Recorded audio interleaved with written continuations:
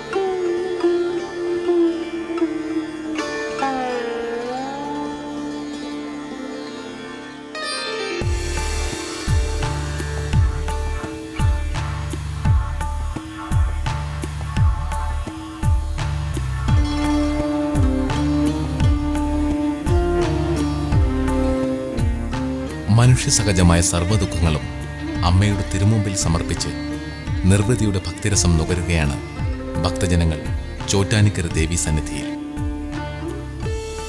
കലികാലത്തിന്റെ ബാധാദോഷങ്ങളിൽ അകപ്പെട്ട ജനത ഇത്തിരി സമാശ്വാസത്തിനായി അമ്മയെ ശരണം പ്രാപിച്ച് ഭജനമിരിക്കുന്നു.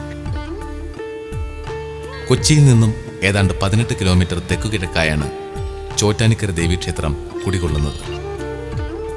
വിഷ്ണുവിൻ്റെയും ദുർഗയുടെയും സാന്നിധ്യം കുടികൊള്ളുന്ന ചോറ്റാനിക്കര ദേവീക്ഷേത്രത്തിൽ പണ്ടുകാലത്ത് എടാട്ട് നമ്പൂതിരി കുടുംബമായിരുന്നു നിത്യപൂജകൾ നടത്തിയിരുന്നത്.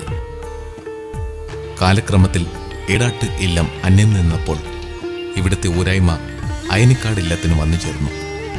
ഇത് ഭജനമൂത്ത് ഊരായ്മയായതാണ് എന്ന് പഴയ കഥകൾ പറഞ്ഞു തരുന്നു. അയനിക്കാട്ടില്ലവും അന്യം നിന്നപ്പോൾ ക്ഷേത്രഭരണം 1065 കന്നിമാസത്തിൽ സർവ്വസ്വത്തുക്കളോടും കൂടി സർക്കാരിനെ ഏൽപ്പിക്കുകയായിരുന്നു.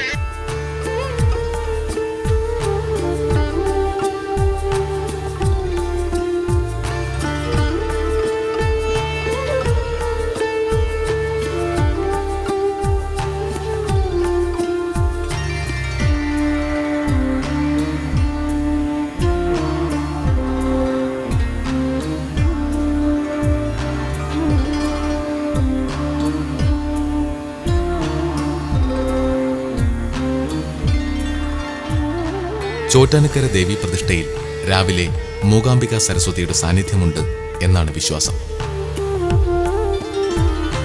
രാവിലെ ഇവിടുത്തെ ശീവേലി കഴിഞ്ഞ് സരസ്വതി ദേവി മൂകാംബികയിലേക്ക് പോകുമത്രേ.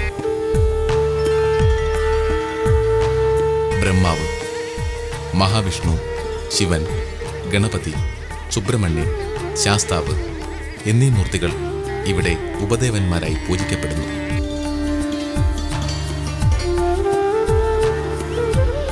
വില്ലുമംഗലം സ്വാമിയാർക്ക് ദർശനം കൊടുത്ത ആകൃതിയിലുള്ള ഗോളകയാണ് പ്രതിഷ്ഠാശിലയിൽ ചാർത്തുന്നത്.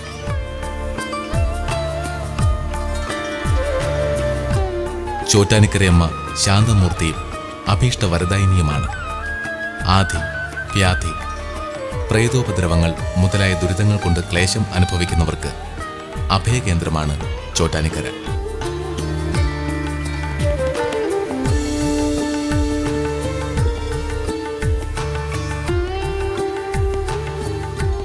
നിഷ്ഠയായ ഭജനാദികളോടെ അമ്മയെ പ്രാർത്ഥിച്ചാൽ ഇത്തരം ദുരിതങ്ങളിൽ നിന്നും മോചനമുണ്ടാകും എന്നാണ് അനുഭവം.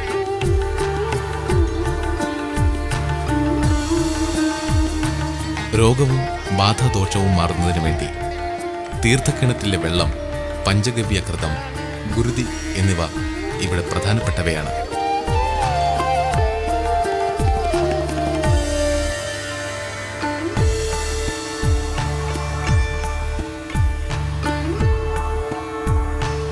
കീഴ്ക്കാവിൽ നടക്കുന്ന ഗുരുതി പൂജയാണ് ഇതിൽ ഏറ്റവും പ്രധാനം.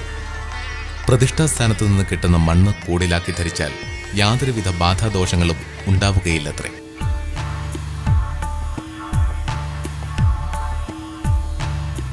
ശംഖ്, ചക്രം, വരദം, അഭയം എന്നീ 4 മുദ്രകളോടും കൂടിയാണ് ചോറ്റാനിക്കരയമ്മ ഭക്തജനങ്ങളെ അനുഗ്രഹിക്കുന്നത്.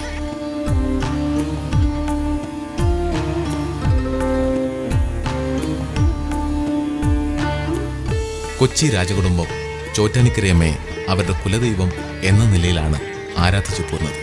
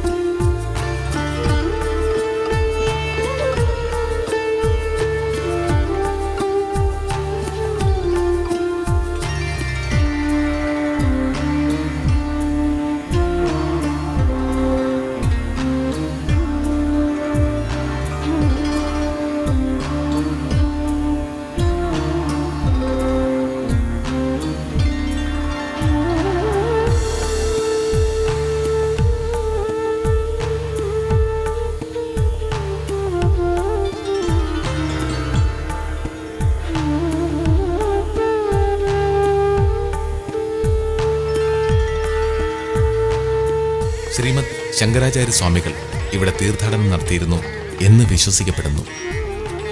ആചാര്യസ്വാമികളുടെ തീർത്ഥാടനവുമായി ബന്ധപ്പെട്ടാണ് ചോറ്റാനിക്കരയിൽ മൂകാംബിക ദേവിയുടെ സാന്നിധ്യം ഉണ്ടായതത്രേ.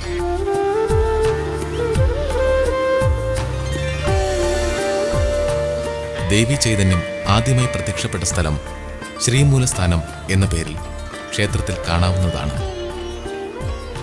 ഈ തറയിൽ കാണുന്ന പവിഴമല്ലി ദേവിയുടെ ആവിർഭാവകാലം മുതൽ ഇവിടെ നിലനിൽക്കുന്നതാണ് എന്ന് വിശ്വസിച്ചു പോരുന്നു.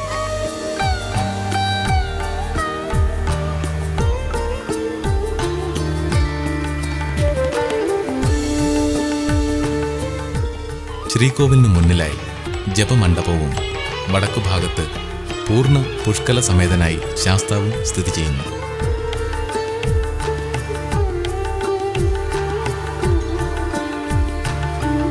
ദേവിയുടെ അംഗരക്ഷകനും കാര്യസ്ഥനും എന്ന നിലയ്ക്കാണ് ഇവിടെ ശാസ്താവിൻ്റെ സ്ഥാനം. ബാധോപദ്രവകാരികളെ പന്തീരടി സമയത്ത് ശാസ്താവ് തുള്ളിച്ച് നട തുറക്കുന്ന സമയം ദേവീ സന്നിധിയിൽ സത്യം ചെയ്യിച്ച് കീഴ്ക്കാവിലമ്മയെ ഏൽപ്പിച്ചു കൊടുക്കുന്നു. കീഴ്ക്കാവിലമ്മ പിന്നീട് ആരെയും ഉപദ്രവിക്കാത്ത വിധം ബാധയെ പാലയിൽ ആണിയടിച്ച് ബന്ധിപ്പിക്കുന്നു.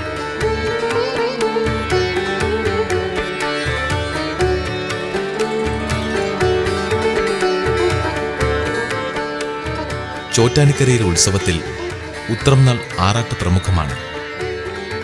ഉത്സവത്തിൽ മകം തൊഴൽ ഏറ്റവും പുണ്യമായി കണക്കാക്കുന്നു. ഉത്സവത്തിന് കൊടിയേറി 7ാം നാളിലാണ് മകം തൊഴൽ. ചോറ്റാനിക്കര മകം എന്ന് ഇത് പ്രസിദ്ധമാണ്. മണ്ഡപത്തിൽ പാട്ട്, മുറജപം, 12000 പുഷ്പാഞ്ജലി, അന്നദാനം എന്നിവ ഇവിടുത്തെ പ്രധാന വഴിപാടുകളാണ്.